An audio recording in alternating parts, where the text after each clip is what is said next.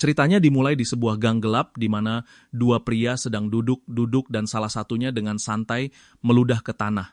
Tepat setelah itu, tokoh kita berjalan melewati mereka sambil memikirkan betapa lingkungan tempat tinggalnya sangat berisik dan kotor setiap hari.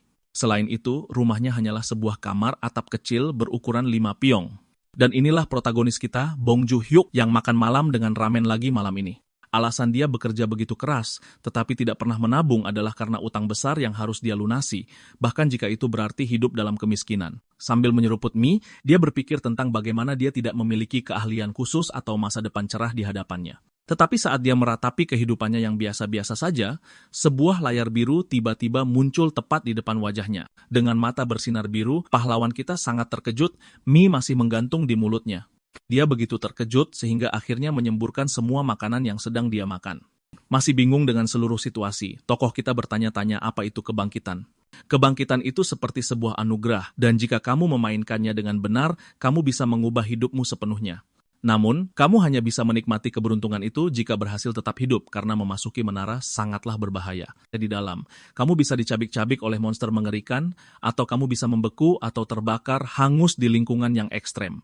Tewas karena racun juga merupakan salah satu pilihan yang tersedia. Dan tentu saja, hancur lebur oleh jebakan dan sebagainya yang menjadi sedikit masalah karena pahlawan kita biasanya menghindari konfrontasi jika memungkinkan. Dia menghindari situasi berbahaya dan telah hidup seperti itu selama 25 tahun. Itulah mengapa dia bertanya-tanya apakah ini kebangkitan sungguhan atau dia hanya lelah dan tertidur. Jadi untuk memperjelas, dia memutuskan untuk berteriak keras memanggil jendela statusnya. Dan di layar statusnya, tertulis afiliasinya adalah hitam dan sifatnya adalah pemanggilan level maksimal. Dengan itu, Bong Joon-hyuk menyadari itu bukan mimpi dan mulai bertanya-tanya tentang kemampuan pemanggilan barunya. Ternyata, setiap orang yang bangkit mendapatkan kemampuan khusus yang dikenal sebagai sifat dan jenisnya, sangat bervariasi dari menggunakan pedang dan perisai hingga menjadi raksasa, atau menyembuhkan luka. Di antara semuanya, sifat pemanggilan memungkinkan penggunaan makhluk seperti roh dan binatang hantu. Pada dasarnya, ini adalah kemampuan yang memungkinkanmu menggunakan jenis makhluk panggilan tertentu. Tokoh kita kemudian bertanya-tanya jenis pemanggil seperti apa dia, dan memutuskan untuk mencoba skill yang terlihat keren. Jadi dia mengulurkan tangannya dan mencoba menggunakan kemampuan pemanggilannya untuk pertama kali. Tapi dia merasa sedikit canggung dan memutuskan untuk mencoba pemanggilan acak yang tampaknya lebih mudah. Namun, tidak ada yang terjadi dan protagonis kita hanya berdiri di sana dengan ekspresi bingung di wajahnya. Sesaat kemudian, dia menggaruk kepalanya dan ingat bahwa kamu tidak bisa menggunakan kemampuan di luar menara. Itu karena kemampuan seorang pemain termasuk skill mereka hanya berlaku di dalam menara. Satu-satunya pengecualian adalah jendela status. Di luar menara, seorang pemain tidak berbeda dengan orang normal. Tokoh kita merasa seperti orang bodoh, karena ini adalah hal yang wajar jika kamu mencarinya secara online. Jadi dia menyerah pada gagasan itu. Karena skill seharusnya tidak berfungsi di luar menara, tetapi tiba-tiba layar biru muncul di depannya memulai pemanggilan acak. Mata Bong Joon-hyuk mulai bersinar dan dia benar-benar bingung dengan situasi ini. Dan sebuah lingkaran sihir ungu besar muncul di depan pintu kamarnya yang kecil. Dari dalam portal itu, seorang pria misterius dengan rambut kemerahan mulai melayang keluar. Rahang pahlawan kita ternganga saat dia bertanya-tanya mengapa skillnya benar-benar berfungsi. Dan yang mengejutkan, makhluk yang dipanggil adalah seseorang yang menyapanya dengan senyuman. Bong Joon-hyuk tidak percaya pemanggilan itu berhasil di luar menara, dan terlebih lagi memunculkan seorang manusia. Tiba-tiba, John Korsak mulai mengendus udara dengan ekspresi yang sangat serius, tapi itu hanyalah bau ramen, dan dia menjadi sangat bersemangat meminta sedikit untuk dicicip. Protagonis kita hanya melihat pria itu melahap mie sambil berpikir dia baru saja memanggil semacam benalu, dan pria itu makan dengan sangat lahap hingga menyeruput semua mie dalam sekali hirup. Setelah itu, dia mengeluh bahwa ramennya pedas, tetapi pahlawan kita merasa aneh karena itu adalah rasa yang ringan. Mengesampingkan hal itu, protagonis kita bertanya-tanya bagaimana skill itu bekerja dan mengapa itu memanggil seorang manusia. Jadi dia membuka jendela status dan menemukan bahwa dia bisa memanggil manusia dari berbagai peringkat yang berbeda. Selain itu, peringkat ini berfungsi seperti salah satu permainan gacha di mana kamu membutuhkan banyak keberuntungan. Tepat setelah itu, sebuah pemberitahuan baru muncul tentang 3 prinsip dari yang dipanggil. Yang pertama adalah melindungi pemanggil, yang kedua adalah mematuhi, dan yang ketiga menyatakan bahwa perlindungan selalu menjadi yang utama. Sementara itu, pria itu meminum semua kuahnya, dan Bong Joon-hyuk berpikir bahwa kepatuhan mutlak terdengar sangat menyenangkan, dan katalog mengungkapkan bahwa nama yang dipanggil adalah John Korsak, seorang pembunuh super langka peringkat SR. Tiba-tiba, banjir informasi tentang John masuk ke kepala tokoh kita, membuatnya sakit kepala. Matanya bersinar biru saat dia mulai mengalami penglihatan aneh. Dalam penglihatan ini, dia melihat seseorang jatuh dari tempat yang sangat tinggi ke dalam portal ungu. Orang itu terus jatuh dengan kepala lebih dulu menuju titik hitam kecil jauh di bawah, tetapi John Korsak melesat dengan kecepatan tinggi ke arah orang yang jatuh itu. Dan anak laki-laki di udara itu tampak terkejut melihat seseorang datang untuk menyelamatkannya. Di dalam penglihatan itu, pahlawan kita melihat John Korsak melompat ke tengah-tengah beberapa musuh, dan dia menyadari sedang menonton masa lalu si pembunuh saat dia bertarung dengan berani. Tetapi setelah pertarungan, dia mengambil pita merah dan bersiap untuk sesuatu. Kemudian dia membuat hadiah yang sangat aneh. Itulah sebabnya orang-orang memanggilnya psikopat. Dengan senyum aneh di wajahnya, dia terlihat sangat bangga dengan apa yang telah dia lakukan.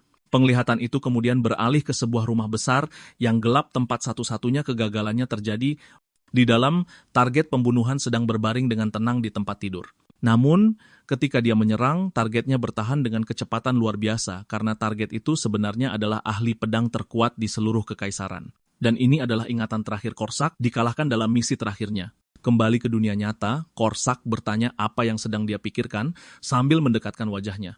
Kejutannya begitu besar sehingga protagonis kita kehilangan keseimbangan dan jatuh ke belakang ke lantai. Masih ketakutan, dia ingat bahwa yang dipanggil harus memiliki kepatuhan mutlak, jadi dia menarik napas dalam-dalam untuk menenangkan diri dan memutuskan untuk menguji aturan yang disebut-sebut ini.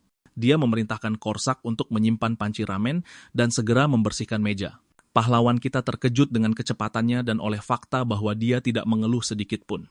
Dia benar-benar melakukan semua yang dikatakan Bong Joon-hyuk tanpa mempertanyakannya sekalipun. Korsak mengatakan bahwa kepatuhan itu wajib dan tokoh kita memutuskan untuk meminta sesuatu yang konyol. Kemudian dengan wajah serius, dia menyuruh si pembunuh untuk membuat suara tertentu dan itu adalah agar dia membuat suara seolah-olah dia adalah seekor anjing. Pahlawan kita merasa canggung dan bertanya-tanya apakah dia bertindak terlalu jauh dengan permintaannya. Tetapi yang mengejutkannya, Korsak mulai bertingkah seperti anak anjing yang sangat bahagia dan patuh. Dengan mengacungkan jempol, tokoh kita memastikan bahwa hal kepatuhan mutlak ini benar-benar nyata. Tiba-tiba, seseorang mulai menggedor pintu dengan keras, membuat mereka berdua waspada. Sebuah suara dari luar memanggilnya, dan pahlawan kita ingat dia lupa membayar bunga utangnya. Dia dengan cepat menyuruh Tuan Korsak untuk bangun karena situasinya baru saja menjadi serius. Dia ingat meminjam 10.000 won dari seorang rentenir swasta. Uang itu digunakan untuk operasi ayahnya dan biaya kuliah adiknya. Meskipun dia sudah membayar bunga 5.000 terpiku, utang pokoknya masih sama seperti sebelumnya. Sementara itu, si rentenir terus berteriak memintanya untuk membuka pintu dan memeriksa apakah dia masih hidup. Melihat tuannya khawatir, Korsak menawarkan untuk menangani masalah itu dengan caranya sendiri. Karena putus asa, pahlawan kita menyuruhnya untuk bersembunyi di kamar mandi dan tidak bersuara. Begitu dia membuka pintu, rentenir itu mencengkram kerah bajunya dengan sangat kuat. Pria itu bertanya, apakah dia baik-baik saja karena dia khawatir tentang pembayaran yang terlambat.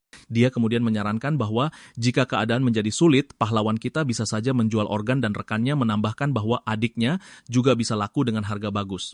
Mendengar ini, kemarahan memenuhi Bong Joon-hyuk dan ekspresinya berubah seketika.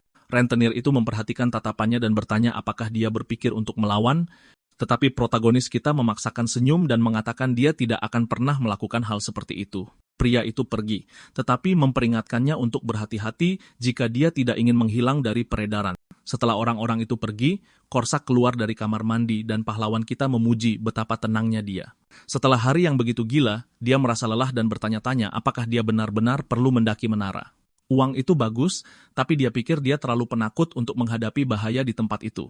Tidak tahu harus berbuat apa, dia bertanya pada Korsak yang mengatakan dia bisa dibubarkan jika dia mau. Tetapi tepat setelah itu, si pembunuh mengangkat tangannya dan bertanya sambil tersenyum apakah dia boleh menonton TV sebentar. Tokoh kita merasa aneh tetapi mengizinkannya, dan Korsak berterima kasih padanya sambil berkata dia akan menonton drama. Kemudian, saat protagonis kita tidur, si pembunuh berjaga sambil menonton televisi. Meskipun dia adalah makhluk panggilan, memiliki seseorang di sekitarnya tidak terasa begitu buruk bagi pahlawan kita. Faktanya, itu cukup menenangkan dan dia bisa sedikit lebih santai. Adapun Korsak, dia melihat cahaya dari TV dan berpikir tentang bagaimana dia selalu bekerja sendiri sampai sekarang. Cahaya terpantul di wajahnya saat dia tampaknya sedang membuat keputusan penting. Keesokan harinya, alarm berbunyi pada pukul 8 pagi dan pahlawan kita dengan mengantuk mematikannya. Dia bangun dan menyadari Korsak telah pergi, bertanya-tanya apakah dia telah dibubarkan. Jendela sistem mengonfirmasi bahwa manifestasi 6 jam telah berakhir, jadi dia meregangkan tubuh dan bersiap untuk pergi bekerja sementara TV mengumumkan sebuah berita. Berita itu tentang insiden aneh di agensi rentenir Smilecash. Pria itu berhenti melakukan kegiatannya karena ia mengenali nama tempat itu. Berita TV melaporkan bahwa 3 korban ditemukan dan kepala mereka telah dipenggal. Dan bagian yang paling mengejutkan adalah kepala-kepala itu dihiasi dengan pita merah. Dia langsung teringat penglihatan itu dan menyadari itu adalah perbuatan John Korsak. Pahlawan kita lalu teringat senyum bangga Korsak memberi hormat padanya seperti prajurit yang setia. Dan sekarang dia berteriak putus asa karena seluruh gagasan yang menenangkan itu hanyalah lelucon dan dia telah memanggil seorang pembunuh psikopat. Berita di TV menunjukkan adegan mengerikan dari apa yang terjadi di agensi Smilecash dan beberapa detail mengerikan ditampilkan, seperti tangan salah satu korban di lantai. Selain itu, kepala para lintah darat ditemukan dihiasi dengan pita merah. Melihat ini, protagonis kita menjadi sangat panik karena dia tahu siapa yang harus disalahkan. Saat dia panik di Toserba, seseorang memanggilnya dari belakang dan dia mendapat penglihatan aneh tentang lintah darat tanpa kepala yang memintanya membayar utangnya. Pria itu sangat terkejut hingga matanya langsung terbelalak. Penglihatan itu berlanjut dengan kepala-kepala lain di rak, seolah-olah itu adalah produk yang dijual. Rasa takutnya begitu hebat hingga dia berteriak dan jatuh ke belakang, menjatuhkan barang-barang di toko. Penjaga toko datang dan bertanya apakah dia baik-baik saja setelah semua keributan itu. Dia dengan cepat meminta maaf dan lari keluar dari toko, benar-benar malu. Di luar, dia memutuskan sedang tidak dalam kondisi untuk bekerja dan akan mengambil libur hari ini. Pahlawan kita mulai memikirkan orang-orang yang telah tiada dan merasa bersalah atas segalanya. Berjalan sendirian di jalan, dia mempertanyakan apakah semua ini benar-benar salahnya. Akhirnya, dia kembali ke kamarnya yang kecil untuk mencoba menenangkan diri sedikit. Dia membuka layar status dan memastikan bahwa Korsak tidak akan menyakitinya, tetapi itu tetap menakutkan. Kemudian dia mengulurkan tangannya dan bersiap untuk menggunakan pemanggilan khusus untuk pertama kalinya. Tapi yang mengejutkan, sesuatu mengganggunya dan pria itu menjadi benar-benar bingung. Ternyata sebuah layar sistem memintanya untuk memberikan peringkat kepuasan untuk makhluk yang dipanggil. Dengan marah, dia hanya memberikan 1 bintang karena orang itu tidak mematuhi perintahnya untuk hanya menonton TV. Dia ingin memberikan hanya 1 bintang, tetapi pada akhirnya dia berubah pikiran. Pria itu berpikir dia tidak bisa sekejam itu dan memutuskan untuk memberikan skor yang lebih baik. Peringkat akhirnya adalah 3 bintang karena dia ingat bagaimana ibunya dulu menderita karena peringkat rendah di pekerjaannya. Tepat setelah itu, John Korsak dipanggil lagi dengan senyuman dan seruan kesetiaan. Dia berterima kasih atas 3 bintang itu dan pahlawan kita bertanya-tanya apakah pria berwajah polos ini benar-benar melakukannya. Tanpa basa-basi, protagonis kita bertanya apakah dia yang bertanggung jawab atas apa yang terjadi pada para lintah darat. Korsak mengonfirmasi semuanya dengan senyuman, mengatakan dia telah membereskan mereka sebelum dipulangkan. Dengan itu, pria itu panik karena dia berdiri di depan seorang pembunuh sungguhan. Dia mencoba menenangkan diri dengan mengingat bahwa setidaknya makhluk panggilan itu tidak akan menyakitinya. Jadi dia bertanya bagaimana pembunuh itu menemukan kantornya dan mengetahui tentang tanda pelacak. Pahlawan kita bingung tentang tanda ini dan bertanya mengapa dia sampai sejauh itu. Korsak menjelaskan bahwa mereka adalah ancaman dan lebih baik mengatasi masalahnya lebih awal, tetapi semua ini karena hukum ketiga dari makhluk yang dipanggil yang dia ikuti sepenuhnya. Hukum itu menyatakan bahwa melindungi pemanggil adalah prioritas tertinggi di atas perintah lainnya. Pahlawan kita mengerti bahwa jika dia meminta untuk dihabisi, Korsak tidak akan patuh. Namun, dia mengatakan tidak ada ancaman nyata dan penilaian itu dibuatnya sendiri. Korsak membalas bahwa itu adalah penilaian yang masuk akal dan pria itu memanggilnya psikopat. Dia langsung meminta maaf, tetapi pembunuh itu mengatakan dia sudah biasa mendengarnya. Protagonis kita mengerti logikanya tetapi menyadari betapa berbahayanya ini dan dia mulai membayangkan apa yang akan terjadi jika dia menabrak seorang pria besar di jalan. Dia membayangkan seorang pria hanya dengan bercanda mengancamnya di jalan, tetapi dalam interpretasi Korsak, hasilnya adalah kepala yang dibungkus kado. Pahlawan kita ketakutan dengan gagasan itu dan memutuskan untuk menghentikan ini. Yang mengejutkan, pembunuh itu berlutut dan meminta maaf saat itu juga. Pria itu lalu melarangnya bertindak sendiri kecuali ada ancaman langsung yang nyata, dan Korsak berjanji dengan teriakan bahwa dia akan menilai situasinya dengan sangat hati-hati. Jawabannya cukup bersemangat, tetapi pahlawan kita mengirimnya kembali untuk saat ini. Sebelum pergi, pembunuh itu berbalik dan mengajukan pertanyaan penting. Dia mempertanyakan mengapa protagonis kita belum memutuskan untuk mendaki menara. Pertanyaan itu membuat pria kita benar-benar lengah. Dia tidak menduga itu. Dia mengepalkan tinjunya dan berpikir bahwa mendaki menara adalah kesempatan sekali seumur hidup. Namun, dia sangat takut menghadapi monster dan bahaya di dalamnya, jadi dia bertanya apakah Korsak pernah memiliki pemanggil lain sepertinya sebelumnya. Pembunuh itu mengonfirmasi dengan senyuman bahwa dia pernah melayani orang lain. Pahlawan kita merasa malu karena tidak memiliki keberanian untuk mempertaruhkan nyawanya, dan dia berpikir dia adalah pengecut yang menyedihkan karena begitu takut pada segalanya. Tetapi tiba-tiba, Korsak memujinya dengan mengatakan bahwa dia adalah pemanggil terbaik dari semuanya. Dia menjelaskan bahwa kebajikan terbesar seorang pemanggil adalah mengutamakan keselamatan karena pemanggil yang berani adalah pemanggil yang berbahaya. Dan jika dia terbunuh, makhluk panggilan tidak bisa pergi. Akhirnya, dia berjanji untuk melakukan semua pekerjaan kotor dan meminta pahlawan kita untuk hidup dengan baik. Keesokan harinya, pahlawan kita bangun dengan sangat lelah setelah tidur malam yang tidak nyenyak. Dia kemudian memutuskan untuk melupakan menara dan hidup bahagia saja karena utangnya sudah lunas. Selain itu, dia akan mencari pekerjaan normal dan hidup dengan aman dan tekun. Tetapi tiba-tiba, teleponnya mulai berdering dan dia mengeluarkannya dari saku belakangnya. Itu adalah ayahnya yang menelepon untuk menanyakan kabarnya dan membicarakan tentang rehabilitasinya. Namun, beritanya buruk karena ibunya baru saja di-PHK dari pekerjaannya. Pria itu terkejut dengan berita itu dan menutup telepon tanpa tahu harus berbuat apa. Dia hanya berdiri di sana sejenak mencerna semua yang baru saja didengarnya dari ayahnya. Setelah banyak berpikir, protagonis kita memutuskan untuk memasuki menara pada akhirnya. Jadi dia memutuskan hanya akan mengintip sebentar. Dan jika terlalu berbahaya, dia akan segera pergi. Tetapi sebelum pergi, dia berpikir bahwa dia tidak perlu memanggil si psikopat Korsak itu lagi. Dia kemudian mencoba peruntungannya dengan pemanggilan acak memimpikan peringkat legendaris. Namun, sistem memberitahunya bahwa pemanggilan acak sedang dalam masa jeda selama sebulan. Tanpa pilihan lain, dia akhirnya memanggil Korsak yang berterima kasih padanya untuk 5 bintang. Pahlawan kita merasa canggung dan bertanya-tanya apakah pembunuh itu tahu dia baru saja mencoba menggantikannya.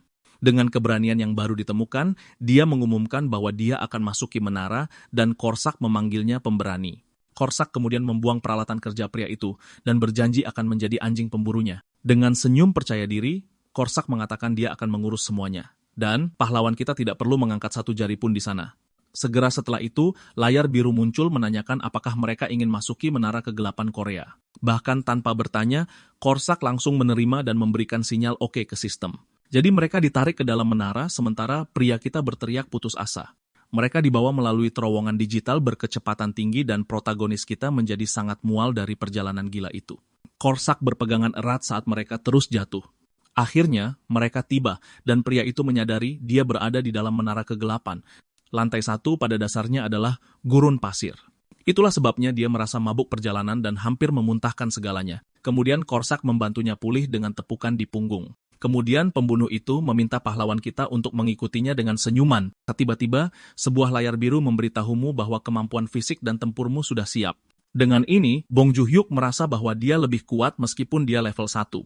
Misi lantai 1 adalah mengalahkan 5 larva berkulit keras dalam 2 jam. Dia sudah melakukan riset sebelumnya dan tahu bahwa lantai pertama adalah ujian keterampilan dan pemain lain membutuhkan 30 menit untuk mengalahkan 1 larva saja. Meskipun begitu, pahlawan kita mengepalkan tinjunya karena sekarang dia juga seorang pemain.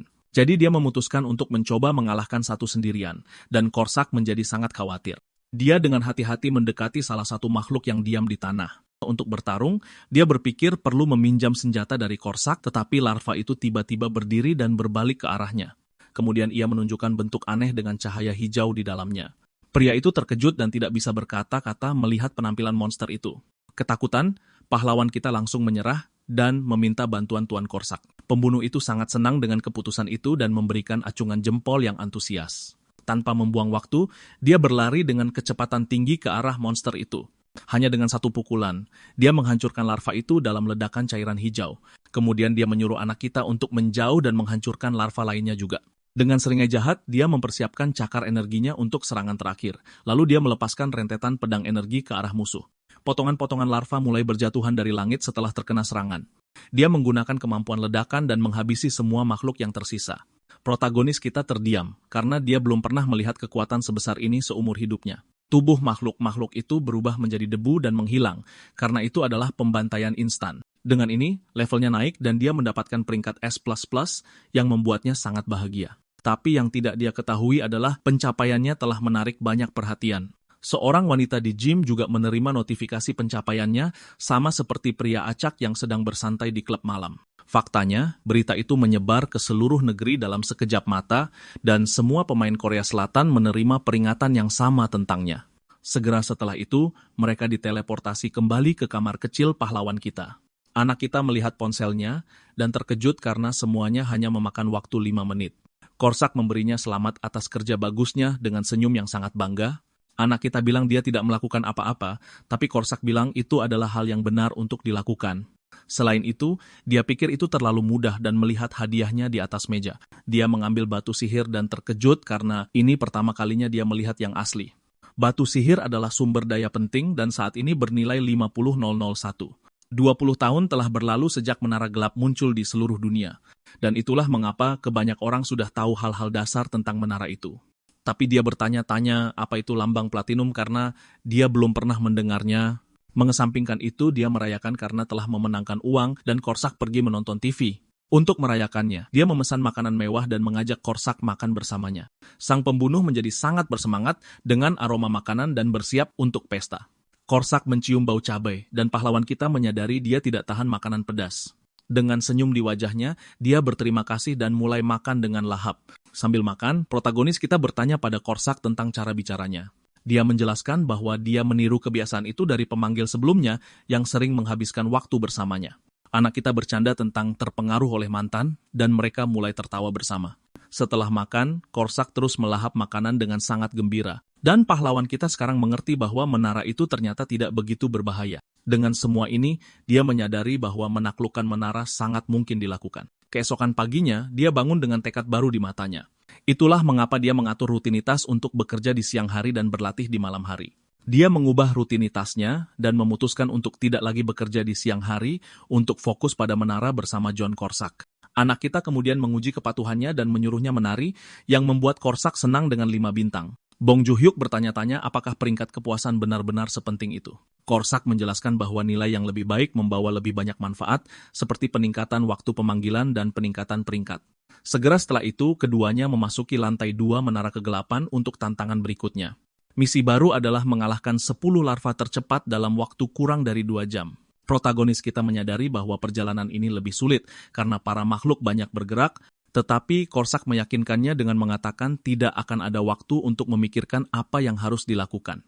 Dia meyakinkannya akan menyelesaikan semuanya hanya dalam 3 menit dan berjanji akan segera membawanya pulang.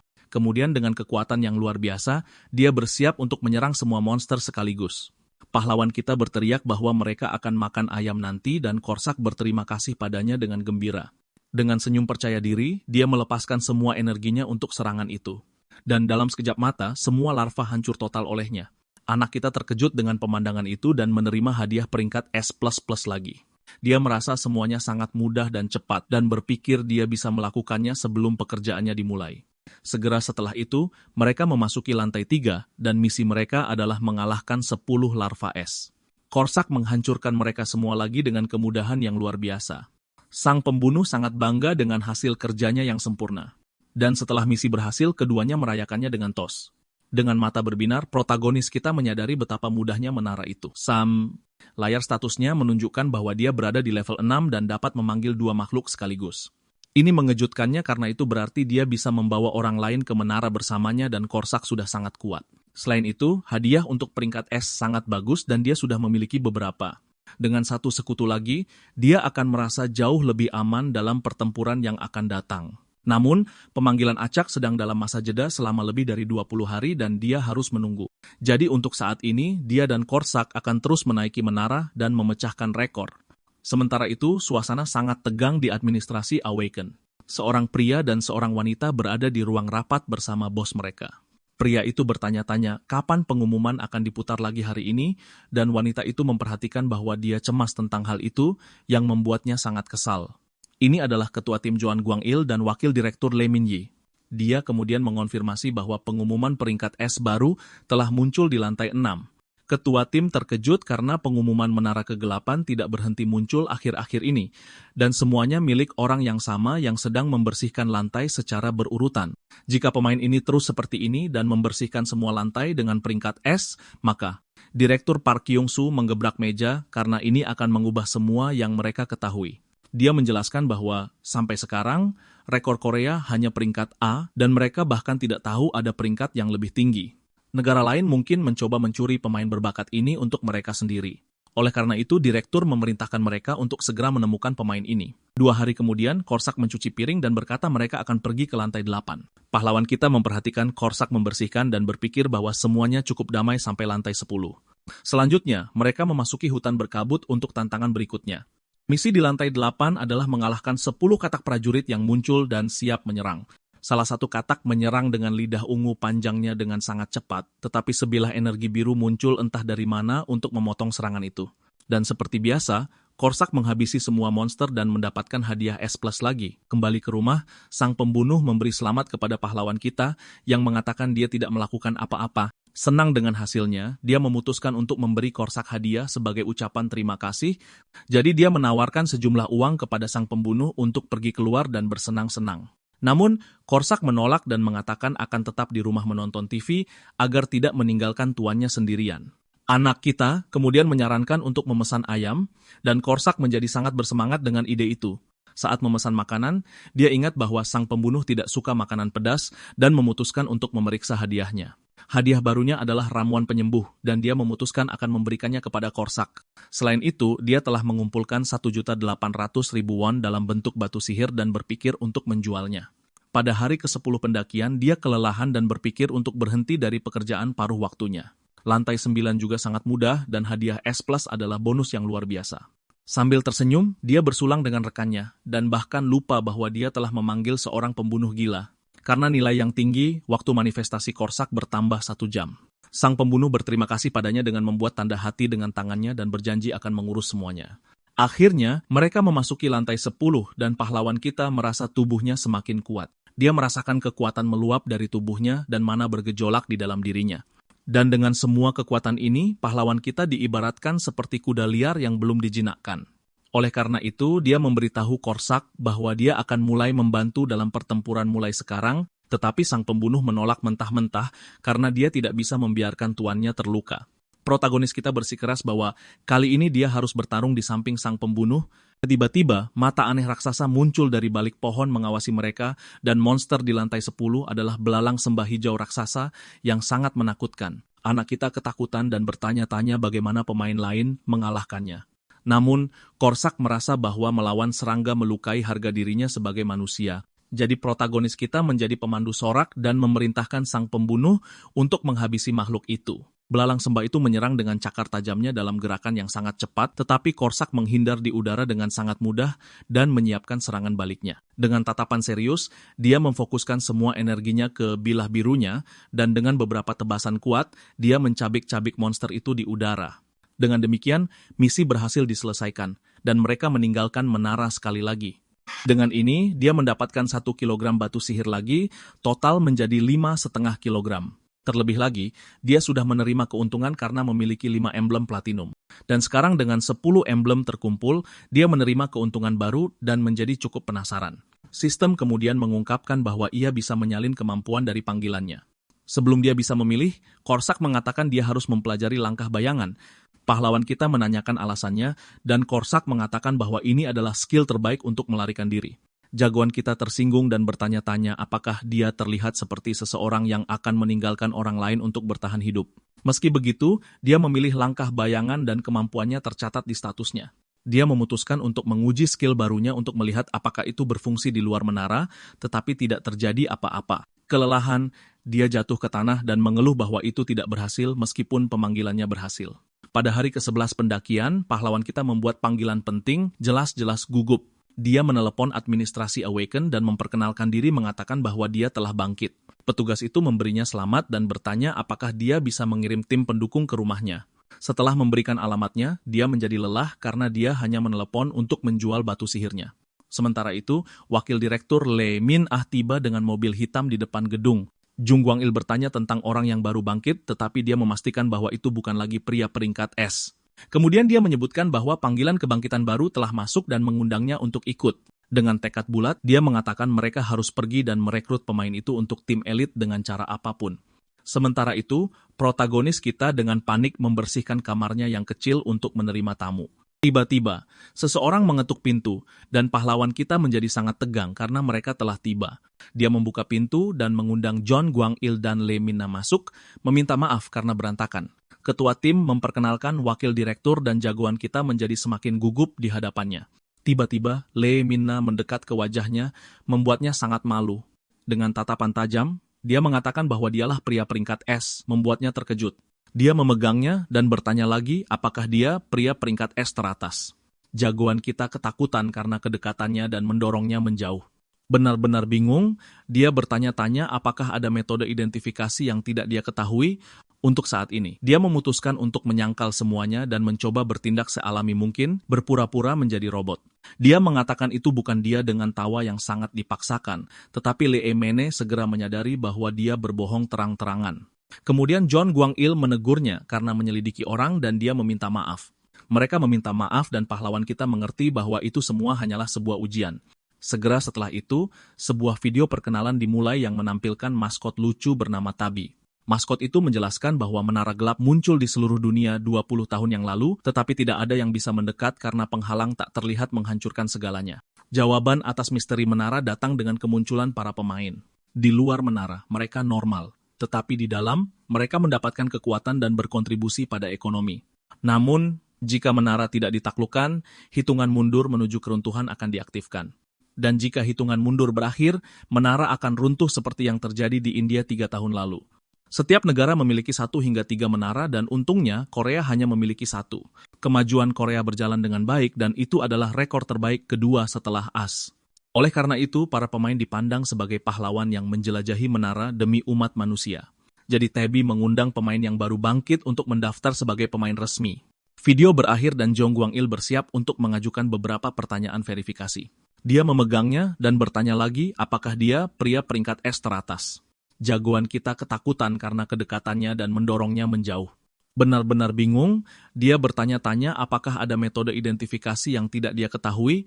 Untuk saat ini, dia memutuskan untuk menyangkal semuanya dan mencoba bertindak sealami mungkin, berpura-pura menjadi robot. Dia mengatakan itu bukan dia dengan tawa yang sangat dipaksakan, tetapi Lee Min-na segera menyadari bahwa dia berbohong terang-terangan. Kemudian John Guang-il menegurnya karena menyelidiki orang dan dia meminta maaf. Mereka meminta maaf dan pahlawan kita mengerti bahwa itu semua hanyalah sebuah ujian. Segera setelah itu, sebuah video perkenalan dimulai yang menampilkan maskot lucu bernama Tabi. Maskot itu menjelaskan bahwa menara gelap muncul di seluruh dunia 20 tahun yang lalu, tetapi tidak ada yang bisa mendekat karena penghalang tak terlihat menghancurkan segalanya. Jawaban atas misteri menara datang dengan kemunculan para pemain. Di luar menara, mereka normal. Tetapi di dalam, mereka mendapatkan kekuatan dan berkontribusi pada ekonomi. Namun, jika menara tidak ditaklukkan, hitungan mundur menuju keruntuhan akan diaktifkan.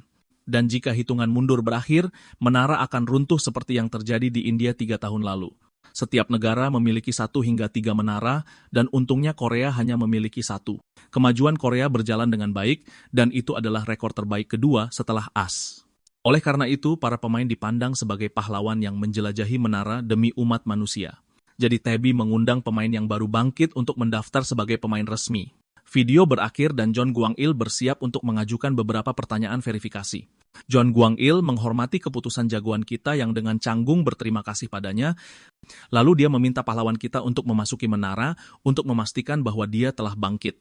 Selanjutnya, dia menyarankan untuk menyelesaikan 1 lantai dan jagoan kita mengerti maksudnya. Dia setuju tetapi memperingatkan bahwa itu akan memakan waktu hampir 2 jam agar tidak menimbulkan kecurigaan. Dengan senyuman, Lee Min-na mengatakan bahwa itu tidak masalah dan mereka akan menunggu selama yang diperlukan. Oleh karena itu, protagonis kita bangkit dan bersiap untuk memasuki menara. Dia pamit, menawari mereka minuman selagi menunggu dan pergi ke kamarnya. Segera setelah itu, dia diteleportasi pergi meninggalkan mereka berdua sendirian di dalam ruangan. John Guang-il memastikan bahwa dia telah bangkit dan menanyakan pendapat Lee Min-na. Dia pikir dia tidak punya bakat dan akan menyerah di lantai 11 karena di sana, ujiannya adalah menghadapi kelabang terowongan berekor panjang dan misinya adalah membunuh 100 ekor yang tidak mungkin bagi seseorang yang penakut. Itulah mengapa dia yakin dia akan meninggalkan misi dan John Guang-il setuju. Kecewa, dia memutuskan akan menelepon direktur dan memberinya kabar buruk. Sementara itu, di dalam menara, pahlawan kita memanggil rekannya yang muncul dalam sekejap cahaya. Korsak membungkuk dan mengucapkan terima kasih karena telah dipanggil oleh tuannya. Misinya adalah mengalahkan 100 kelabang dan jagoan kita jijik dengan gagasan itu, tetapi dia meminta Korsak untuk berburu secara perlahan, selama lebih dari 1 jam agar tidak memecahkan rekor. Sang pembunuh langsung mengerti dan mengacungkan jempol karena dia tahu mereka sedang diawasi. Dengan seringai jahat, pahlawan kita berpikir dia akan menipu semua orang dengan catatan yang buruk. Korsak mulai bertarung, tetapi bertanya apakah dia terlalu cepat untuk selera bos. Kemudian jagoan kita berteriak padanya untuk melambat, dan sang pembunuh langsung menurut. Ini secara signifikan memperlambat laju perburuan dan pahlawan kita menjadi lebih santai. Dia bahkan memanjat ke atas kelabang mati untuk menyaksikan pertarungan dari tempat utama. Tetapi tiba-tiba, protagonis kita menjadi ketakutan oleh sesuatu yang terjadi. Dia dikelilingi oleh makhluk-makhluk itu dan tubuhnya membeku ketakutan, tidak bisa bergerak. Korsak segera menyadari tuannya dalam bahaya dan bergegas membantu. Dia berteriak bahwa dia akan mengurus semuanya dan maju dengan bilah energinya. Dalam amarahnya, dia menghancurkan semua kelabang yang berani menyerang pemanggil mereka. Serangan energi biru merobek monster itu berkeping-keping dalam sekejap mata. Pahlawan kita aman tetapi berteriak pada Korsak untuk melambat karena dia terlalu cepat. Dia mengeluh bahwa sang pembunuh menyelesaikan semuanya jauh sebelum waktu yang disepakati. Namun, Korsak menolak dengan mengatakan bahwa nyawa tuannya adalah prioritas utama. Jagoan kita putus asa karena dia tahu rencananya telah berantakan. Dan sebuah layar biru mengonfirmasi bahwa dia mencapai peringkat S lagi dengan ekspresi kalah. Dia diteleportasi keluar dari menara, tidak berdaya untuk melakukan apapun. Pasangan itu menunggu di kamar dan Lemina mengatakan bahwa 5 menit telah berlalu. Tiba-tiba, layar notifikasi biru muncul tepat di depan mereka. Protagonis kita menerobos masuk ke dalam ruangan dalam cahaya biru, membuat keduanya terkejut. Mereka terdiam karena notifikasi itu muncul bersamaan dengannya. Mereka akhirnya mengerti bahwa peringkat S tertinggi di lantai 11 adalah miliknya. Sambil menghela napas, dia sadar dia tidak ingin menjadi seperti ini. Oleh karena itu, dia mengatakan bahwa keduanya harus dibungkam, sementara Korsak muncul di belakangnya. Dengan tatapan serius, dia mengatakan akan membungkam mereka berdua agar rahasianya tidak bocor. Tanpa pikir panjang, Korsak maju untuk memenuhi perintah tuannya. Pahlawan kita berteriak padanya untuk mengikat mereka berdua saja, tetapi sang pembunuh salah paham. Tiba-tiba, protagonis kita mendapat penglihatan yang mengerikan dan berteriak ketakutan. Dalam mimpi buruknya, dia dengan putus asa bertanya siapa yang memerintahkan hal seperti itu dilakukan. Dia meminta maaf, menangis saat melihat apa yang terjadi pada mereka berdua dalam imajinasinya. Tapi itu semua hanya khayalan, dan para petugas menatapnya dengan sangat bingung. Mereka membantunya berdiri karena dia jatuh ke tanah dan tiba-tiba mulai berkeringat deras. Pemuda kita sadar dia berhalusinasi dan mencoba tenang untuk melanjutkan percakapan. Lalu dia kembali menyangkal semuanya dan mengatakan itu hanya kebetulan dengan pemain lain. John Guang-il berpikir waktunya terlalu pas, tetapi pahlawan kita bersikeras itu bukan dia.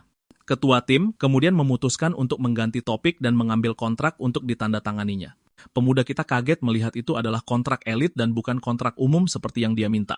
Tapi Jung Kwang-il menjelaskan bahwa ini adalah kasus khusus dan unik di seluruh industri. Ini sebenarnya kontrak ultra elit untuk pemain level khusus. Gaji tahunannya adalah 12 tatun robu won, dengan hak atas perumahan dan keamanan maksimum. Selain itu, kontrak itu menawarkan kekebalan hukum yang membuatnya terkejut. Ini adalah keuntungan yang hanya dimiliki oleh pemain nomor 1 di Korea, yang membuatnya seperti bangsawan. Agen itu mengatakan negara akan memberikan semua yang bisa diberikannya, tetapi sebelum dia bisa melanjutkan, dia diinterupsi. Protagonis kita berteriak tidak dan langsung menolak tawaran itu. Agen itu bertanya kenapa dia menolak dengan begitu keras, dan pahlawan kita bilang dia benci dapat perhatian karena saat dapat perhatian, dia jadi sangat kewalahan dan stres bahkan saat membeli baju. Dia ingat sebuah restoran di mana pemiliknya mengenalinya, dan karena itu, dia tidak pernah bisa kembali lagi. Kedua agen itu sadar dia seorang introvert ekstrem, sementara pahlawan kita berpikir dia tidak yakin tentang apapun. Melihat situasinya, ketua tim memutuskan untuk mundur untuk saat ini dan menyetujui kontrak umum. Dia menjabat tangan agen itu dan berpikir bahwa kontrak elit datang dengan banyak tanggung jawab. Dengan kontrak itu, dia tidak bisa melepaskan kesempatannya untuk naik ke lantai menara yang lebih tinggi. Itulah kenapa protagonis kita menolak beban seberat itu dan mengatakan dia hanya ingin hidup sedikit lebih baik. Sementara itu, di markas administrasi Awaken, suasananya sama sekali tidak baik. Direktur mengeluh pada John Guang-il karena laporannya sangat berbeda dari yang dia harapkan. Bosnya tidak mengerti bagaimana orang ini mencapai peringkat S, tetapi agen itu mengonfirmasi bahwa kepribadiannya aneh. Dia menjelaskan bahwa pahlawan kita adalah salah satu tipe paling pemalu yang pernah dia temui seumur hidupnya. Itulah kenapa direktur bertanya apakah mereka tidak membuat kesalahan, tetapi dia bilang itu tidak mungkin karena waktunya tepat. Bosnya marah dan mengatakan bahwa bakatnya yang penting dan memerintahkan agar dia diseret ke tim elit. Dengan wajah serius, ketua tim mengerti bahwa dia harus berada di tim elit. Tapi di rumah, pahlawan kita berteriak bahwa dia benar-benar tidak akan pergi dan terlihat cukup kesal. Tapi sebenarnya, dia sedang berdebat dengan Korsak yang meminta maaf karena telah gagal dalam rencana itu. Tak lama kemudian, mereka memasuki lantai 12 dan misi mereka adalah mengalahkan 20 musang es. Dia memerintahkan Korsak untuk bertarung sangat lambat, dan sang pembunuh merespons dengan kesetiaan dan antusiasme. Pemuda kita berpikir dia bisa mempercayainya, dan yakin ini akan membuat administrasi kehilangan minat, tapi tiba-tiba pahlawan kita mulai kedinginan karena cuaca yang sangat dingin. Dia mencoba bertahan, tetapi Korsak menyadari wajahnya mulai pucat. Itulah kenapa sang pembunuh menjadi sangat khawatir dan berjanji akan menyelesaikan semuanya dengan sangat cepat. Pemuda kita berteriak padanya untuk melambat, tetapi Korsak mengabaikannya dan terus menyerang. Dia menghancurkan monster-monster itu dan mengatakan bahwa flu biasa adalah penyakit yang tidak bisa disembuhkan dan tuannya dalam bahaya. Masih kedinginan, pahlawan kita meneriaki pelayannya tentang pentingnya kepatuhan mutlak.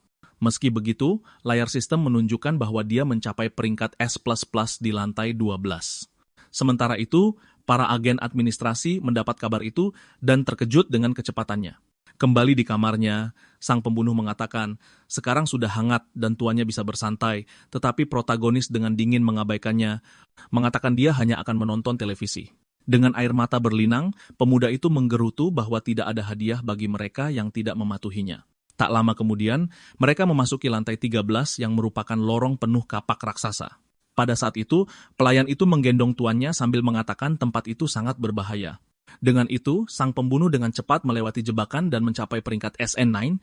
Lagi, di lantai 14, mereka menemukan segerombolan kelelawar dan Korsak menangani semuanya dengan mudah. Kembali ke rumah, dia memeriksa ponselnya dan melihat deposit hampir 3.000 won. Selain itu, pemuda itu menyadari dia juga menerima 2.000 dari dana dukungan pemain. Sambil tersenyum, dia sadar telah menghasilkan lebih dari 7.000 hanya dalam 14 hari di menara. Pemuda itu memimpikan gaji 30.001 dan memutuskan untuk berhenti dari pekerjaan paruh waktunya. Keesokan harinya, dia memanggil rekannya yang muncul menjanjikan kesetiaan seperti biasa. Pelayan itu kemudian bertanya apakah kali ini dia bisa bertarung habis-habisan tanpa harus menahan diri. Pahlawan kita berpikir bahwa sekarang administrasi sudah tahu segalanya. Jadi tidak ada bedanya lagi. Dengan tatapan serakah, dia bersemangat untuk mendapatkan lebih banyak keuntungan khusus dan tetap aman. Jadi dengan tekad baru, pasangan itu bersiap untuk memasuki menara sekali lagi. Mereka tiba di lantai 15, dan misinya adalah mengalahkan 20 goblin pekerja. Sang pembunuh memperingatkan bahwa jika satu goblin kabur, dia akan memanggil yang lain jadi dia meminta tuannya untuk bersembunyi. Dengan senyum percaya diri, pelayan itu mengatakan akan mengurus semuanya dan segera kembali. Sambil bersembunyi, protagonis melihat rekannya menggunakan kemampuan siluman dan terkesan. Dalam sekejap mata, sang pembunuh menyerbu para goblin dengan kecepatan luar biasa. Dia mengalahkan semua musuh begitu cepat sehingga mereka bahkan tidak sadar telah dikalahkan. Setelah misi, dia naik level dan mendapatkan emblem platinum lagi dan beberapa ramuan. Dengan kilatan biru, pasangan itu diteleportasi kembali ke kamar kecil pemuda itu. Kembali ke rumah, dia membuka inventaris sistemnya untuk mengambil hadiah barunya. Dengan itu, pemuda itu dengan bangga memamerkan 15 emblem platinum yang didapatnya. Sebuah layar sistem muncul memberitahukan bahwa dia telah mendapatkan keuntungan karena memiliki 15 emblem. Dengan senyum nakal, pemuda itu bertanya-tanya apa hadiahnya kali ini. Sistem kemudian mengungkapkan bahwa dia telah menerima item yang disebut kit perisai energi. Item itu adalah perisai yang melindungi pengguna dengan menyerap kerusakan tetapi memiliki waktu jeda. Pemuda itu sadar ini pada dasarnya adalah baju zirah seluruh tubuh untuknya, dan bagian terbaiknya adalah dia bisa menggunakan perisai ini di dunia nyata juga. Dia berpikir tentang berapa banyak uang yang akan dia dapatkan jika menjual gelang itu tetapi ragu-ragu. Dengan bersemangat, dia bertanya pada Korsak apakah mereka bisa menyelesaikan lantai berikutnya dengan peringkat S++. Rekannya mengatakan itu mungkin, tetapi dia tidak bisa menjamin skor tertinggi kali ini. Protagonis terkejut dan bertanya-tanya apa yang harus dia lakukan sekarang untuk melanjutkan. Sementara itu, di administrasi, kepala bertanya sudah berapa lama pengumuman global berhenti. Agen itu mengonfirmasi sudah 15 hari dan dia yakin pemain itu terjebak di lantai 15. Dengan marah, direktur menggebrak meja, menyesali bakat hebat seperti itu, jatuh ke tangan pemain yang begitu pemalu. Ketua tim menjelaskan bahwa tingkat kesulitan meningkat secara signifikan dari sana, tetapi dia yakin pemuda itu belum menyerah. Saat itu juga, dia mendapat telepon dan memberitahu kepala bahwa protagonis sedang menuju kantor untuk menggunakan toko. Berita ini mengejutkan direktur yang mengulang informasi itu dan tampaknya mendapat pencerahan besar. Agen itu kemudian sadar pahlawan kita sedang mengumpulkan dana untuk membeli item karena dia tidak punya peralatan. Marah pada dirinya sendiri, direktur berteriak tentang betapa bodohnya mereka karena hampir mengkritik pemain itu.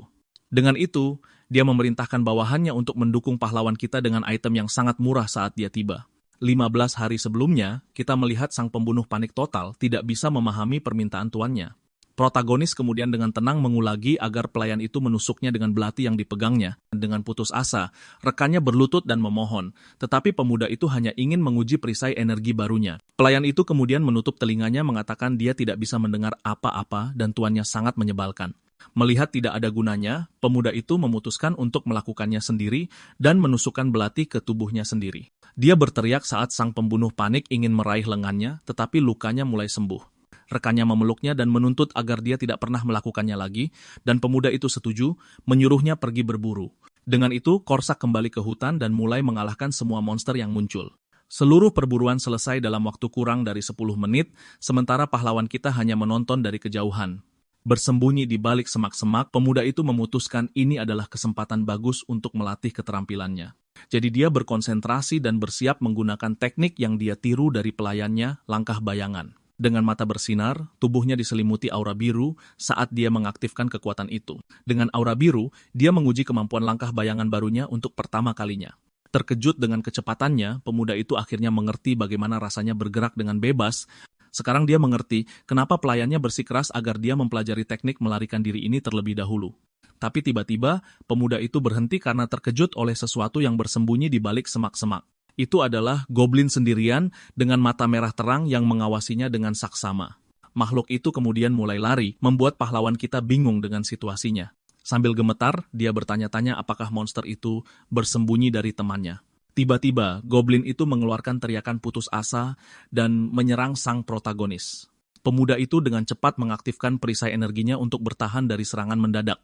Merasakan hawa dingin, dia menendang monster itu dengan sekuat tenaga. Goblin itu terbang di udara dan mendarat tepat di depan Korsak yang berada di dekatnya. Sang pembunuh bayaran kemudian memuji operan tuannya dan dengan mudah menghabisi makhluk itu. Tepat setelah itu, pelayan itu terbang dengan kecepatan tinggi ke arah pemuda itu sambil meneriakkan namanya. Sangat khawatir, dia mendarat di depan pemuda itu dan bertanya apakah dia terluka.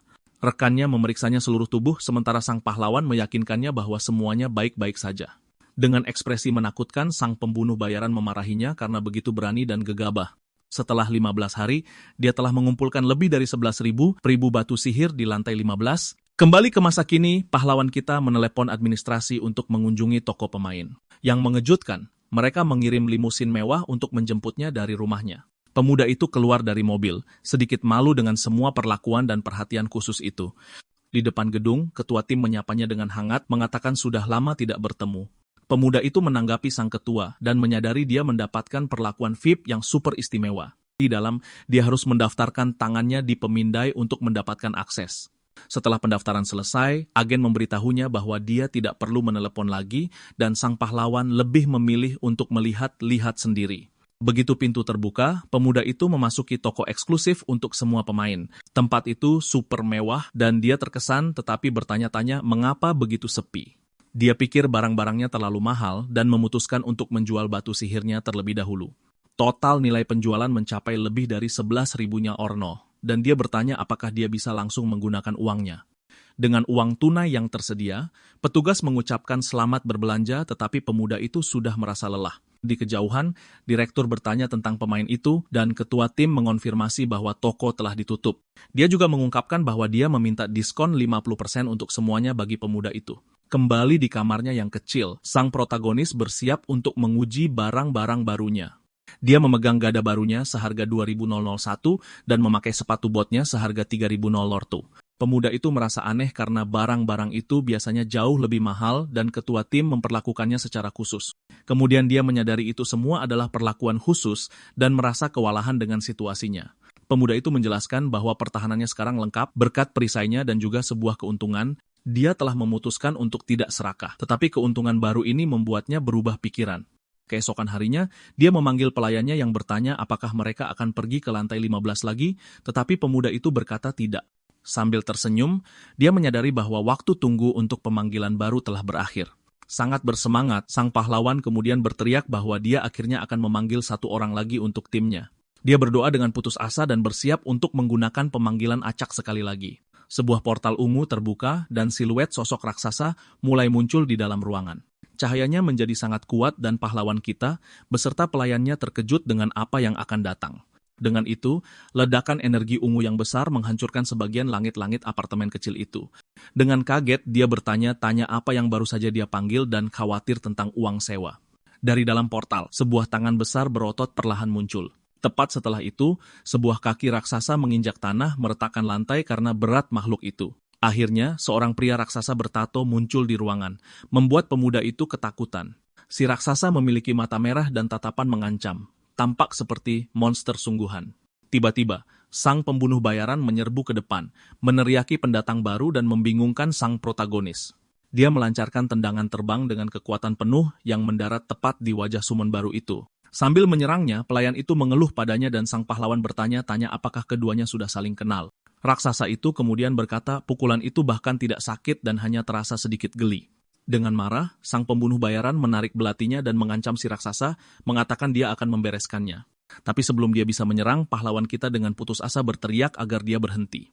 Pemuda itu memohon, mengatakan langit-langit yang rusak sudah cukup dan pelayan itu langsung setuju. Dia meminta untuk berbicara dengan pelayan baru itu, tetapi Korsak mengatakan si besar itu adalah orang bodoh yang terkenal di bisnis ini. Orang barbar itu tidak setuju dan mencoba membuktikan bahwa dia tahu aturannya. Mulai melafalkan prinsip pertama, tetapi dia bingung pada prinsip kedua. Dan ketika tiba waktunya untuk mengucapkan prinsip ketiga, dia benar-benar lupa. Sang pembunuh bayaran menjadi jengkel dan sang pahlawan melihat di status bahwa pelayan baru itu hanyalah peringkat R, yang paling rendah dari semuanya. Sang protagonis mencoba mewawancarai summon baru itu, tetapi si raksasa tidak ingat apa-apa, bahkan namanya sendiri. Untuk lebih mengerti, pahlawan kita memutuskan untuk memeriksa informasi terperinci dan matanya mulai bersinar. Dia kemudian menyadari bahwa dia ditarik ke dalam ingatan orang barbar itu. Sama seperti dengan si pembunuh bayaran, dia kemudian muncul melayang di lanskap hijau yang indah dan bertanya-tanya di mana dia berada. Dalam penglihatan itu, dia melihat si raksasa di masa lalunya yang damai mengagumi seekor kupu-kupu karena dia adalah jiwa yang murni, tetapi kedamaian itu terganggu ketika seekor serigala dataran besar tiba-tiba muncul untuk menyerangnya. Dengan kekuatannya yang luar biasa, orang barbar itu memperlakukan serigala-serigala itu seolah-olah mereka hanyalah anak anjing untuk diajak bermain. Pada saat itu, seorang pria pirang dengan senyum mencurigakan muncul menyaksikan adegan itu dari kejauhan. Pria itu memperkenalkan dirinya sebagai Arius, tetapi si besar bahkan tidak bisa mengingat namanya sendiri. Penglihatan itu kemudian beralih ke struktur kristal besar di tempat yang sangat gelap dan misterius. Ternyata orang barbar itu ditipu oleh pahlawan palsu untuk dijadikan perisai melawan Hydra. Dia bertarung dengan berani dan merobek kepala monster itu tanpa menyadari tubuhnya sedang larut. Didorong hanya oleh keinginan untuk melindungi teman-temannya, dia akhirnya dikhianati dan diejek oleh mereka. Melihat kerangkanya hancur berantakan, sang pahlawan akhirnya mengerti mengapa dia adalah perisai manusia. Terharu, dia merasa itu adalah ketidakadilan yang besar dan tidak peduli bahwa si raksasa itu sedikit lamban. Kembali ke masa kini, pemuda itu menyambut pelayan baru itu dan mengundangnya untuk mendaki menara. Dia memutuskan untuk memulai dengan memberi nama pada si raksasa itu dan menawarkan dua pilihan, tetapi dia ragu-ragu. Setelah berpikir sejenak, si raksasa akhirnya memutuskan dan mengatakan namanya sekarang adalah Gobang. Pemuda itu berjanji akan membuatnya bahagia dan bertanya apakah Gobang mempercayainya, lalu menerima jawaban positif. Dengan itu, sang pahlawan mengumumkan bahwa mereka adalah tim bertiga yang membuat si pembunuh bayaran benar-benar terkejut. Sang pembunuh bayaran kemudian mendapat ide cemerlang dan sepertinya perhitungannya sudah selesai. Dengan itu, dia setuju untuk melatih si raksasa dan sang protagonis bersemangat untuk pergi ke lantai 16. Pelayan itu menjadi jengkel dengan Gobang karena menirunya dan pemuda itu memikirkan timnya yang kacau balau. Kemudian trio itu memasuki menara dan sistem mengumumkan bahwa kemampuan mereka telah ditingkatkan untuk lantai baru. Misinya adalah mengalahkan 30 goblin pengintai dan Korsak memberi instruksi agar tuannya melindungi diri. Dia memperingatkan bahwa musuh menggunakan panah beracun dan dapat menyerang secara tiba-tiba kapan saja. Pada saat itu, sebuah panah beracun diarahkan tepat ke kepala pahlawan kita.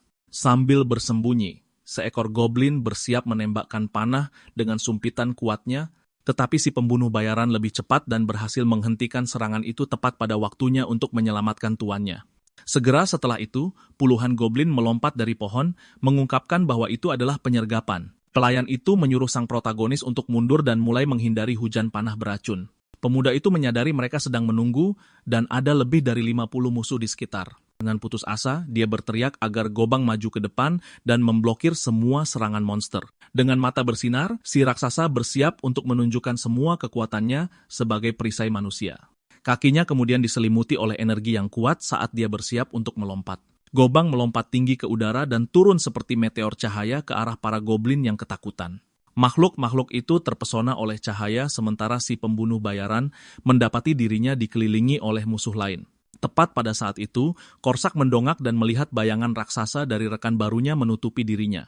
Dengan benturan yang kuat, Gobang menghantam tanah dan membuat semua goblin terbang. Bahkan pelayan itu pun terkena ledakan dan terbang menjauh dengan kesal, mengutuk si barbar karena kecerobohannya. Sambil bersembunyi, sang protagonis terkesan karena para goblin bukanlah tandingan dari berat pelayan barunya.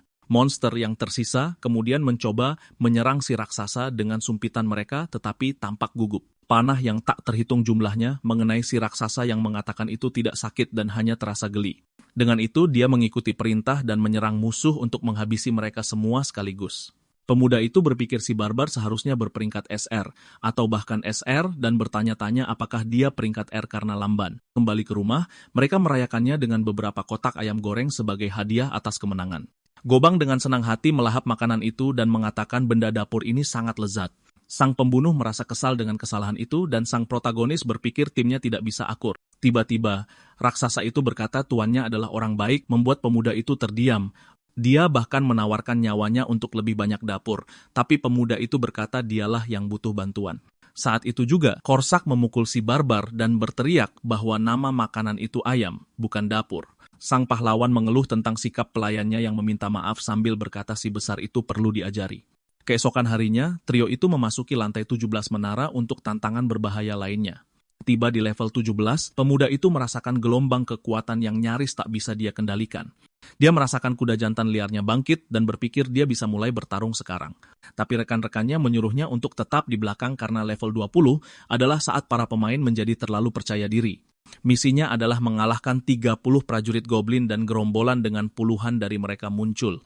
Pemuda itu menyadari tekanannya sangat besar dan musuh-musuhnya ahli dalam taktik pertempuran. Dia ingat strategi yang dia lihat, yaitu mundur ke zona aman dan menunggu sebentar.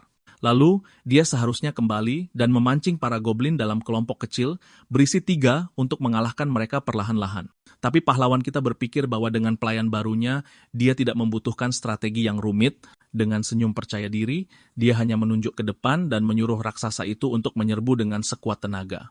Si barbar mengeluarkan raungan kekuatan, dan pemuda itu sudah bermimpi untuk melewati lantai 20 dengan mudah. Lalu dia memerintahkan pelayannya untuk menghabisi mereka semua dan bertanya-tanya apa hadiah berikutnya.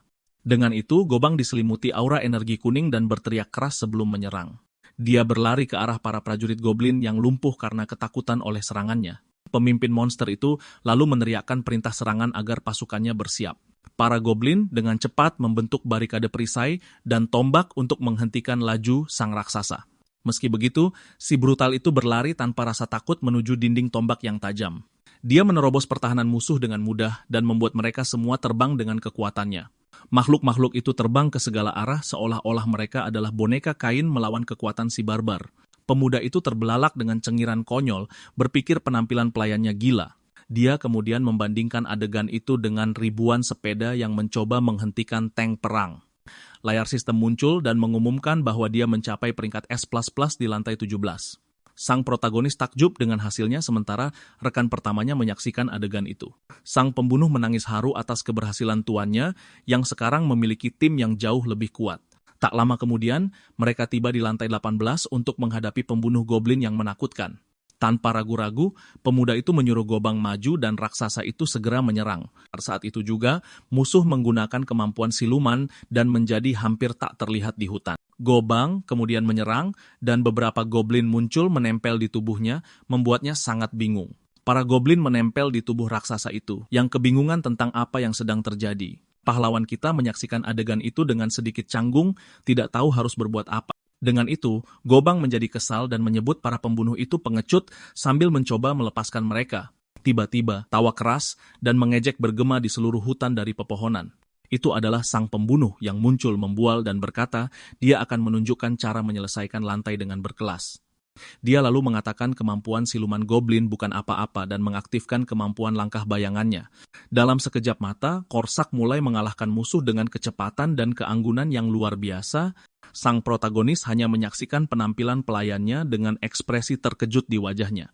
Tapi dengan senyum licik, dia mengungkapkan bahwa sang pembunuh jatuh tepat ke dalam perangkapnya.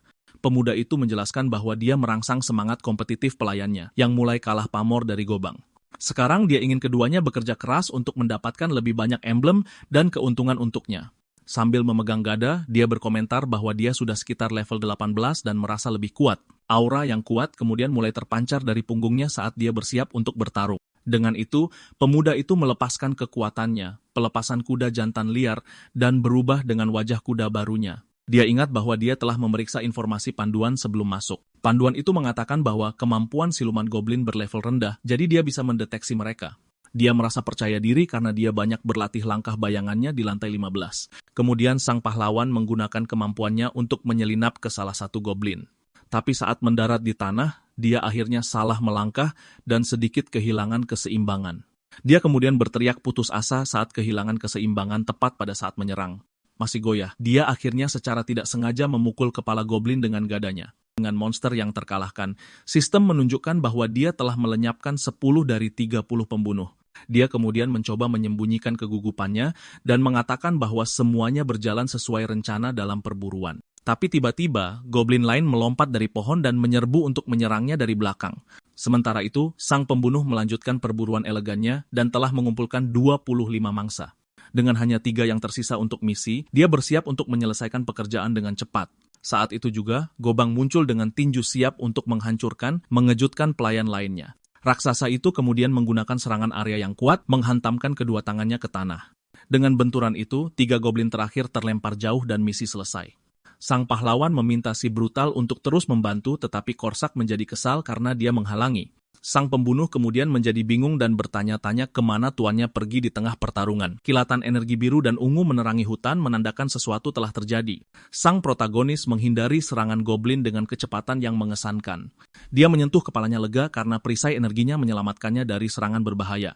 Di tanah, pemuda itu melihat musuh lain maju ke arahnya dengan belati di tangan. Dia bertanya-tanya apakah ini karena adrenalin, tetapi inderanya tampak jauh lebih tajam. Dengan itu, gerakan goblin tampak seperti gerakan lambat bagi pahlawan kita. Matanya bersinar intens saat dia merasa seluruh dunia telah melambat di sekelilingnya. Dia kemudian menggunakan serangan energi merah dan menghancurkan kedua monster sekaligus. Sistem memberinya hadiah peringkat S++ dan pelayannya berlari ke arahnya memanggil namanya. Dengan senyuman, pemuda itu menyadari dialah yang mendaratkan pukulan terakhir pada monster itu. Melihat itu, sang pembunuh berlutut putus asa karena tuannya mencuri mangsa terakhir. Sementara itu, di administrasi, seorang agen terkejut dengan rekor baru di lantai 18. Direktur kemudian merayakan pencapaian itu dan mengatakan pemain misterius itu tidak terhentikan. Mereka membahas untuk mengungkapkan identitasnya, tetapi para agen berpikir itu akan terlalu berbahaya. Dengan itu, ketua tim mengklasifikasikannya sebagai pemain kelas atas yang membutuhkan perhatian khusus. Berita menyebar dan sebuah surat kabar melaporkan rekor 18 lantai berturut-turut. Karena ini, seluruh bangsa menjadi penasaran untuk mengetahui siapa pemain misterius itu. Kembali di kamarnya, pelayan itu mendesah secara dramatis, mengkhawatirkan sesuatu. Pemuda itu bertanya ada apa dan rekannya berkata semuanya terjadi terlalu cepat. Dia kemudian menjelaskan bahwa kecepatan tuannya membangkitkan bakatnya sangat menakutkan. Tapi sang protagonis berpura-pura bodoh dan menunjuk dirinya sendiri bertanya apakah dia berbicara tentangnya. Dengan senyum konyol, pemuda itu terus berpura-pura dan mengatakan pelayannya hanya bercanda. Korsak bersikeras itu bukan lelucon dan mengingat gerakan sempurna yang dia gunakan dalam pertarungan. Sang pembunuh mengatakan itu adalah gerakan yang sangat bagus, bahkan dia sendiri akan kesulitan menirunya. Itulah mengapa dia takut tuannya akan menjadi terlalu percaya diri dan membahayakan dirinya di menara. Pemuda itu mencoba menenangkannya dengan berjanji dia tidak akan melakukan sesuatu yang berbahaya dan hanya akan berburu sedikit. Meskipun curiga, pelayan itu akhirnya setuju dengan ekspresi penuh kekhawatiran. Melihat reaksi itu, sang protagonis tersenyum curiga dengan firasat buruk di udara. Ini membuat sang pembunuh sangat putus asa saat dia merasakan tuannya akan menyebabkan masalah besar. Gobang memegangi pelayan yang meronta-ronta sambil menangis dan menyebutnya idiot karena menggerutu. Dengan marah, sang pembunuh meninju raksasa itu sambil berkata dia akan memasaknya di dalam panci. Mendengar itu, si brutal itu jatuh ke belakang dan menjatuhkan kulkas ke lantai kamar. Pemuda itu panik saat melihat kulkas kesayangannya hancur dalam pertarungan. Dia lalu berteriak agar mereka berhenti merusak rumahnya dan langsung membubarkan mereka. Patah hati, dia meratapi kimchinya yang tumpah, pemberian dari ibunya. Untuk menjernihkan pikirannya, dia memutuskan akan mengunjungi orang tuanya keesokan harinya. Keesokan paginya, pemuda itu menaiki tangga gedung tempat keluarganya tinggal saat ini. Tiba di apartemen, dia membuka pintu dan mengumumkan bahwa putra mereka akhirnya tiba. Dari dalam, sebuah suara menyapanya dan mengajaknya masuk untuk singgah sebentar. Dia melihat ayahnya yang sakit di tempat tidur sementara ibunya memarahinya karena jarang berkunjung. Sang ayah mencoba bangkit, tetapi sang ibu menghentikannya dan sang pahlawan membantunya kembali berbaring. Pemuda itu kemudian menanyakan adiknya dan sang ibu berkata dia pergi membeli tahu dan akan segera kembali. Meja sudah tertata dengan sup lezat yang disiapkan ibunya untuk makan siang keluarga. Dia bertanya apakah keluarganya dalam masalah, tetapi orang tuanya memintanya untuk tidak khawatir. Dengan itu, pemuda itu memutuskan untuk menguji reaksi mereka dan berkata akan bagus jika mengalami kebangkitan. Ayahnya menatapnya dengan terkejut dan pemuda itu menjadi gugup, berpikir dia terlalu blak-blakan. Tapi ayahnya dan adiknya tertawa terbahak-bahak, mengatakan dia terlalu pengecut untuk menara itu. Ibunya bertanya tentang pekerjaannya, dan dia bilang sedang libur, tapi dalam hati berpikir dia sudah berhenti. Ibunya memperhatikan kebohongan di ekspresinya, dan pemuda itu menyangkal segalanya dan menjadi sangat malu. Ibunya kemudian berkata dia percaya pada putranya dengan senyum lembut di wajahnya, tapi dia memperingatkannya untuk tidak pernah menggunakan pinjaman pribadi lagi, dan ini membuatnya panik. Dia teringat para rentenir dan bertanya pada ibunya apa yang terjadi dengan pekerjaannya. Dia menjelaskan bahwa dia dipecat karena melawan pelanggan yang sulit dan tidak mau menerima omong kosong. Pemuda itu kemudian teringat ayahnya yang dengan penuh semangat menyatakan cintanya pada ibunya di masa lalu. Sebuah silsilah keluarga yang lucu menunjukkan bahwa dia dan adiknya mewarisi gen beta ayah mereka. Dengan itu, dia memutuskan untuk memberitahu mereka tentang kebangkitannya nanti dan menikmati momen bersama ibunya. Saat dia akan pergi, adiknya menghentikannya dan memberinya amplop berisi uang untuk orang tua mereka. Sang protagonis sedikit bingung dengan isyarat itu dan bertanya-tanya apa maunya. Dia berpikir adiknya malu karena uang kuliah yang dia bayarkan. Sang pahlawan kemudian mencoba menghiburnya dengan mengatakan dia mengerti perasaannya saat itu, tetapi sang adik mengambil kesempatan dan meminta jatah uang sakunya sambil tersenyum. Rasa kesal, pemuda itu mentransfer 500.000 won kepada si benalu dan menyuruhnya untuk tidak menghamburkannya. Tak lama setelah itu, dia muncul di depan kantor manajemen Awaken di Seoul. Pemuda itu berkata bahwa melihat keluarganya telah membuatnya lebih bertekad untuk menanggapi menara itu dengan serius. Dia ingat seharusnya menelepon terlebih dahulu tetapi tidak ingin bertemu agen itu lagi. Jadi dia masuk sambil memikirkan monster yang lebih kuat. Dia memutuskan dia membutuhkan lebih banyak perlindungan selain perisai. Kemudian di toko pemain, seorang pramuniaga menawarinya perisai emas yang sangat berkilau. Harga barang itu adalah 100.000 won, yang membuat pahlawan kita benar-benar terkejut. Dia menjadi gugup karena tokonya ramai, tidak seperti saat terakhir kali dia di sana. Pramuniaga itu kemudian menunjukkan perisai bundar yang terbuat dari adamantite yang bisa memperbaiki diri. Dia mencobanya dan sangat menyukainya karena cocok dengan gada miliknya dan memutuskan untuk membelinya seharga 40,000. Setelah pembayaran dilakukan, dia akhirnya membeli perisai itu dan merasa lega dengan pembeliannya. Pemuda itu menyadari bahwa berbicara dengan pramuniaga lebih sulit daripada melawan goblin. Siap untuk pulang, dia menarik napas dalam-dalam, lega telah menyelesaikan belanjanya. Tetapi seorang pria mendekatinya dan bertanya apakah dia baru saja bangkit, membuatnya bingung. Orang asing itu memperkenalkan dirinya sebagai Choi Ho-seik dan mengatakan dia juga seorang pemain seperti dirinya. Dia menjelaskan bahwa dia berada di lantai 30 dan sang protagonis merasa terintimidasi oleh levelnya. Pemuda itu menganggap pria itu sangat baik dan ramah karena menawarkan bantuan dengan tips. Choi Ho-seik mengucapkan selamat tinggal dan sang pahlawan merasa sedikit tidak nyaman dengan interaksi itu. Dia merasa iri dengan keterampilan sosial pemain lain dan bertanya-tanya apakah dia punya pacar. Kembali ke kamarnya, pemuda itu bersiap untuk tantangan berikutnya di menara kegelapan. Dia melihat statusnya dan melihat bahwa dia berada di level 19 sehingga dia bisa pergi ke lantai berikutnya. Tapi pertama-tama, dia memutuskan dia perlu mencapai kesepakatan dengan pelayannya tentang keselamatan. Sang pembunuh dipanggil dan tampaknya merasa mual karena sesuatu yang aneh. Protagonis kemudian memamerkan perisai barunya, dan pelayan itu mengeluh bahwa dia mulai menikmati pertarungan. Dia mengatakan pemanggil sebelumnya juga berbicara tentang keselamatan dan pemuda itu berjanji akan berhati-hati. Pelayan itu memintanya untuk tidak maju menyerang dan pemuda itu setuju dengan senyum yang agak mencurigakan. Dia berjanji akan mengorbankan pelayannya untuk melarikan diri jika keadaan menjadi sulit dan Korsak setuju. Tapi ketika saatnya pergi ke menara, sang pembunuh mencium bau yang mengerikan dan merasa mual. Sang protagonis menawarkan pangsit kepada pelayannya yang sangat senang dengan perlakuan istimewa itu.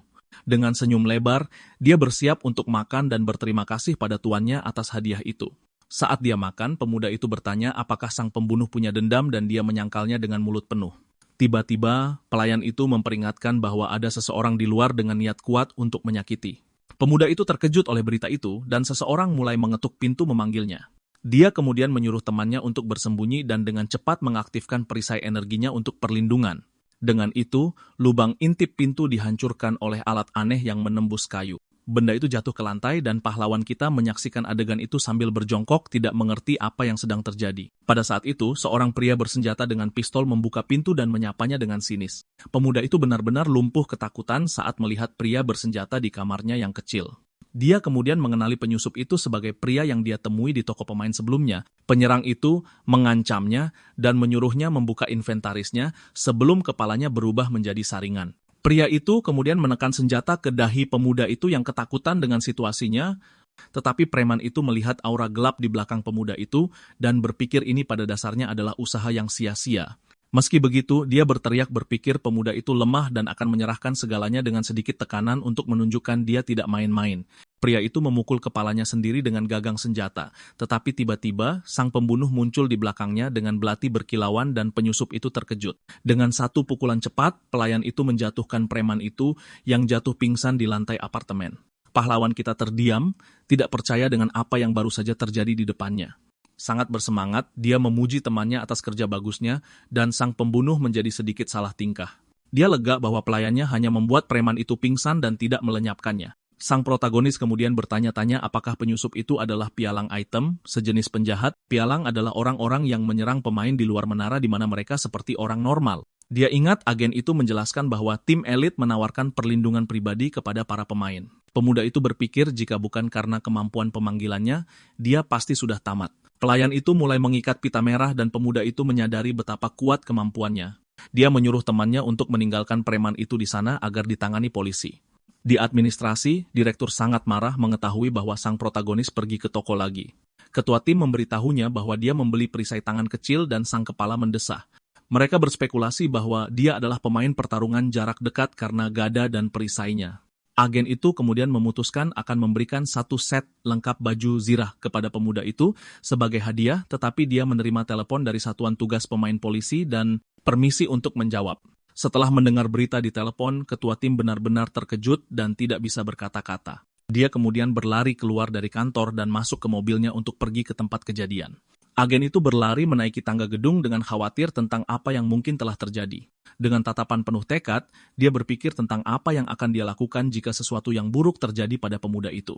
Di rumah, polisi menangkap penyusup yang mengeluh sakit kepala dan berpura-pura menjadi korban. Preman itu menuduh protagonis menculiknya, dan petugas memutuskan untuk membawa mereka berdua.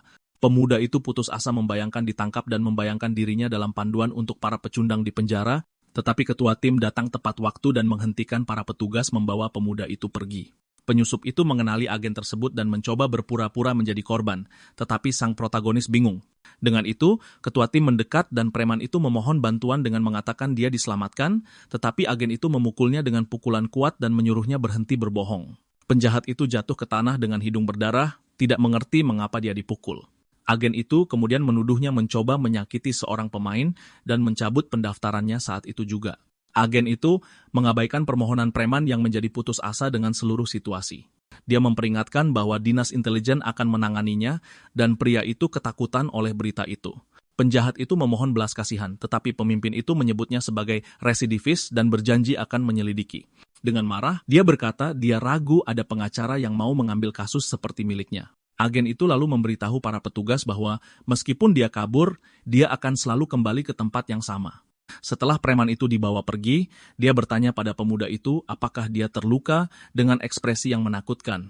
Sang protagonis sedikit takut dengan tatapannya, tapi agen itu hanya khawatir. Lalu, ketua tim itu membungkuk dan meminta maaf seraya berjanji hal ini tidak akan terjadi lagi. Dia menyadari dia tidak bisa menundanya lagi dan memutuskan dia harus melindungi pemuda itu dengan segala cara. Keesokan harinya, pelayan itu bertanya apa yang terjadi dan sang pahlawan memberitahunya bahwa preman itu telah ditangkap. Pembunuh itu kemudian ingin tahu di mana pusat penahanan berada, tetapi pemuda itu melarangnya pergi. Tak lama kemudian, dia memanggil Gobang yang sangat gembira menerima bintang 5 untuk pertama kalinya.